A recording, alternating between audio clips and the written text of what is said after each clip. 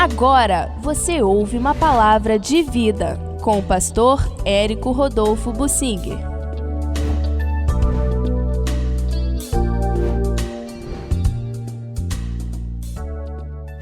Eu quero falar sobre o capricho de Salomão para com os seus palácios.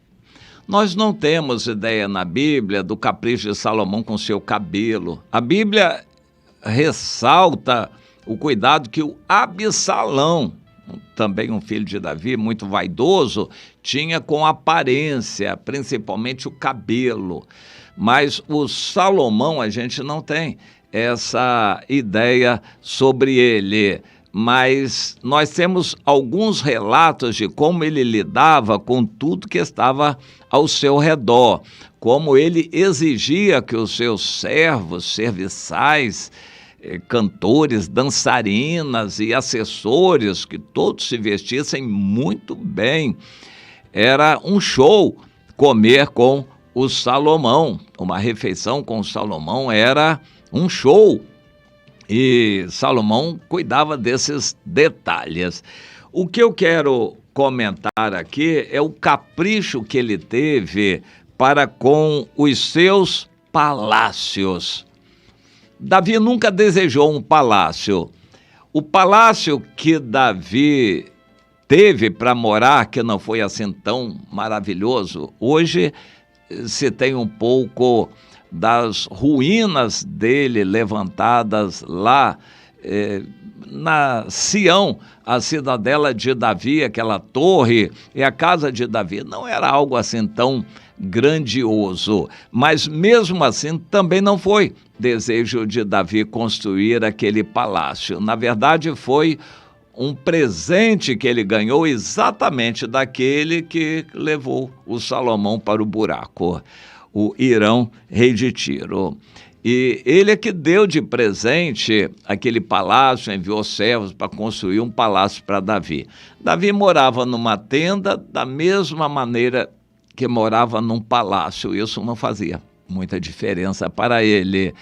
Davi não via muita diferença entre morar numa tenda e morar num palácio. O coração dele não estava nessas coisas. Mesmo tendo um palácio, ele saía todos os dias para, ao lado do palácio, ficar um bom tempo na tenda onde estava a Arca da Aliança. Ele levou aquela tenda, aquela Arca da Aliança para a tenda, aquele tabernáculo que ele edificou para poder ali estar em comunhão com Deus, muitas vezes, acredito eu, todos os dias e com muita intensidade. Então, apesar de morar no palácio, a alegria de Davi era estar com o Senhor. Um dia ele sentiu bater o coração e questionou: eu moro num palácio, a Arca da Aliança está numa tenda? Ah, não, isso não pode. Eu quero construir um palácio para o Senhor, uma casa grandiosa, um templo maravilhoso para Deus, eu quero construir. Ele pensou assim e manifestou aquele pensamento. E Deus gostou, mas explicou algumas coisas diferentes para ele. Não seria ele quem construiria aquele templo, mas que ele daria como prêmio para Davi o consolo da revelação de que o filho dele, Salomão, construiria um templo. E assim Deus deu a planta, entendo eu, principalmente para limitar o tamanho. Se deixasse por conta de Davi, ele iria querer construir algo colossal. E Deus disse: não precisa ser tão grande. Basta que as medidas do templo sejam somente o dobro das medidas do tabernáculo. E Deus deu a planta por revelação a Davi, que passou a seu filho Salomão. Salomão construiu o templo, levou 7 anos para edificá-lo, mas gostando de fazer obras, gostando de lidar com escravos como mão de obra, Salomão, gostando de comerciar com o Hirão, rei de Tiro, o Salomão continuou. E além do templo grandioso do Senhor que ele edificou, ele começou a edificar seus palácios. O capítulo 7 de 1 Reis diz que ele edificou os seus palácios, levando 13 anos para isto, quase o dobro do que ele gastou para edificar a casa de Deus. Então ele edificou a casa do Bosque do Líbano, que seria o palácio principal, com muitas dependências, e o palácio dele separado, atrás o salão das colunas, o salão do trono. A sua casa em que moraria ele a fez no pátio, atrás da sala do trono, e também para a filha de Faraó, que ele tomara por mulher, Salomão fez uma casa semelhante à sala do trono. Todas essas construções ele fez com pedras de valor, cortadas à medida, serradas para o lado de dentro e para o de fora, e isto desde o fundamento até as beiras do teto, e por fora até ao átrio maior. Ou seja, ele gostou, usou aquelas pedras. Para a gente ter uma ideia do que significa isso, pedra de valor, vá você a uma marmoraria e examine ali os vários tipos de pedras. Eu sou um admirador da beleza natural. Eu gosto de ver coisas naturais bonitas, e aquelas placas imensas, às vezes, de granitos de várias cores, de vários tipos, são serrados e polidos. Aquilo é de uma beleza muito grande. Eu gosto muito de granitos e mármores, sou um admirador dessas coisas naturais. E o Salomão construiu todos os seus palácios com pedra desse tipo, só para você ter uma ideia.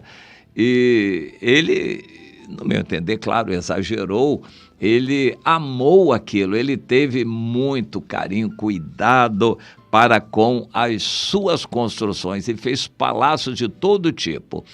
A história mostra, a arqueologia revela que Salomão fez palácio até para cavalos.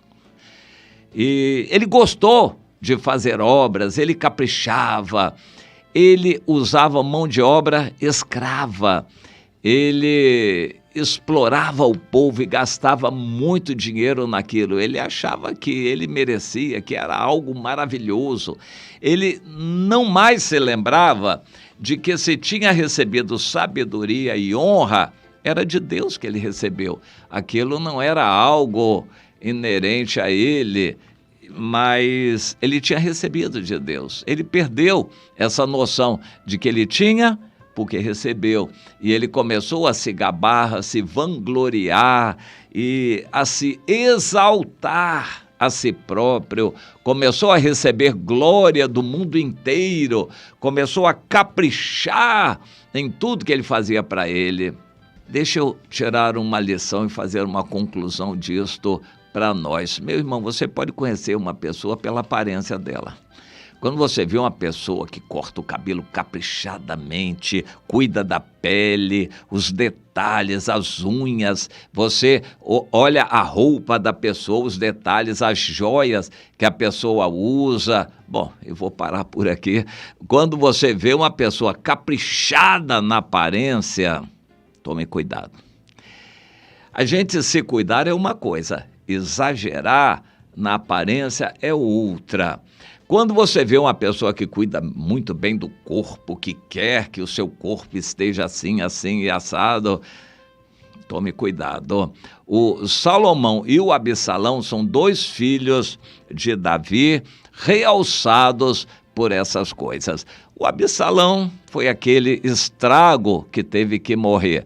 O Salomão foi tolerado pelo Senhor por amor a Davi, mas os últimos 20 anos de governo dele foram um fracasso. Ele se afastou por completo do Senhor e é citado na Bíblia como um caminho mau que não deve ser seguido.